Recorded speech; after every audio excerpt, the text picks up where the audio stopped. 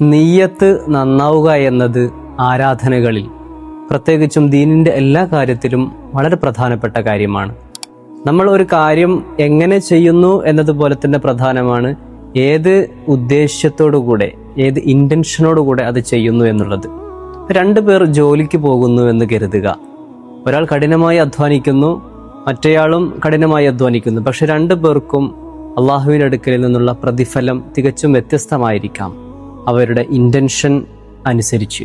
ഒരാൾ ഉപജീവനം കണ്ടെത്തുക, ജീവിക്കുക, അർമാദിക്കുക, ഇത് മാത്രമാണ് അയാളുടെ ലക്ഷ്യമെങ്കിൽ മറ്റേയാൾ കരുതുന്നത് ഇതിലൂടെ കുടുംബത്തെ പുലർത്തുക, അവർക്ക് ആവശ്യമായ സഹായങ്ങൾ ചെയ്യുക, ആരാധനയ്ക്ക് അനുസൃതമായിട്ടുള്ള കാര്യങ്ങൾ ചെയ്യുക എന്നൊക്കെയാണ് അദ്ദേഹത്തിൻ്റെ നിയ്യത്ത് എങ്കിൽ ഈ 2ാമത്തെ ആൾക്ക് കിട്ടുന്ന പ്രതിഫലമായിരിക്കും ഏറ്റവും കൂടുതലുണ്ടാവുക, ഔന്നത്യമുള്ളതാവുക.